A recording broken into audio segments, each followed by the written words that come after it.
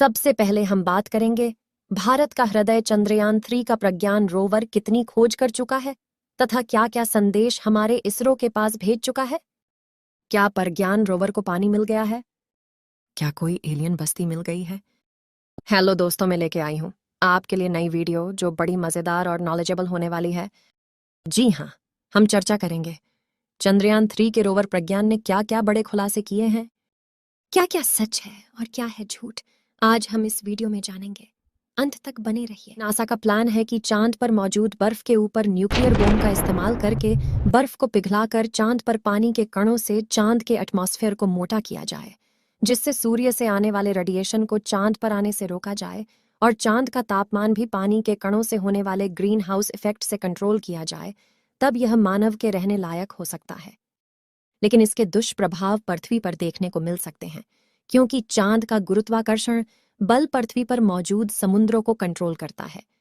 यदि चांद को न्यूक्लियर बॉम्ब से कोई बड़ी हानि होती है तो यह पृथ्वी के लिए भी खतरनाक हो सकता है। और यदि नासा अपने मिशन में सफल हो जाता है तो चांद पर बहुत बड़ी मात्रा में प्राकृतिक संसाधन मिल सकते हैं, जो पृथ्वी के लिए एनर्जी की आपूर्ति कर सकते हैं। इसरो की टीम गगनयान को इन गड्ढों में लैंड करवाने की योजना बना रही है।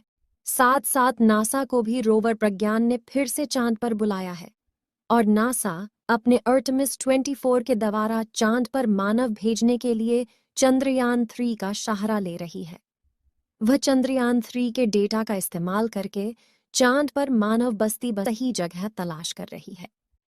अगर चांद पर प्राकृतिक संसाधन आसानी से मिल जाते हैं तो चांद और पृथ्वी पर आना जाना बहुत आसान हो जाएगा और इंसान चांद के प्राकृतिक संसाधनों को पृथ्वी पर प्रयोग कर सकेगा। आज जो देश किसी भी मून मिशन का मजाक उड़ाते हैं, वो आने वाले कल में उन्हीं पर निर्भर होंगे। पृथ्वी हमेशा के लिए मानव जीवन के लिए उपयोगी नहीं रहने वाली है, क्योंकि हम डायनासोर के युग के बारे में जानते हैं। उनके साथ क्या हुआ था? उस वक्त जब बहुत बड़ा एस्ट्रॉयड पृथ्वी के एटमॉस्फेयर को पार करके पृथ्वी से टकरा गया था, तब पृथ्वी पर जीवन खत्म हो गया था और पृथ्वी पर हिम युग शुरू हो गया था। इसलिए यदि मानव को अपना अस्तित्व ब्रह्मांड में बनाए रखना है तो उसे एक से ज्यादा प्लेनेट पर अपना अस्तित्व कायम करना होगा। फिलहाल इसरो एक और चंद्र मिशन की तैयारी कर रहा है। यह जापानी अंतरिक्ष एजेंसी जैक्सा के सहयोग से है।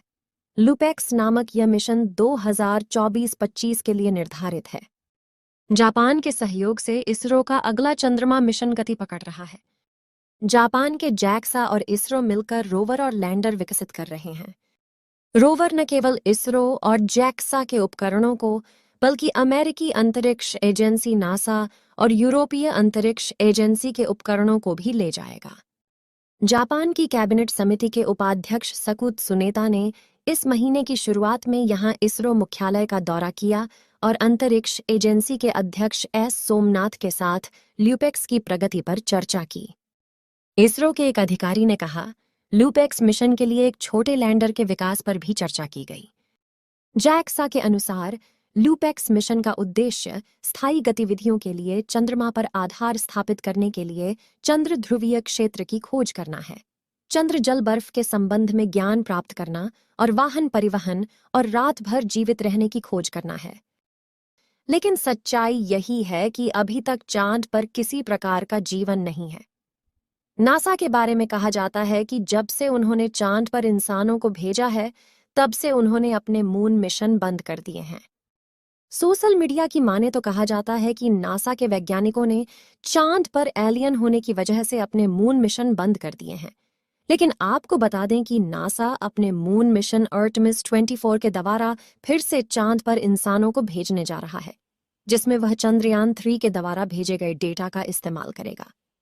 2024 में इसरो भी अपने मिशन गगनयान के द्वारा मानव को चांद के साउथ पोल पर भेजने जा रहा है।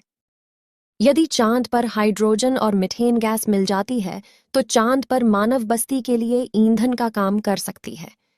इस प्रकार चांद पर मानव बस्ती बसाना संभव हो सकता है।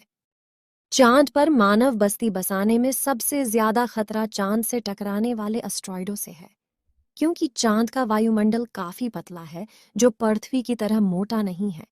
इसलिए आसपास घूमने वाले एस्ट्रॉइड सीधा चांद की सतह से टकराते हैं। इस वजह से चांद की सतह गड्ढों से भरी हुई है।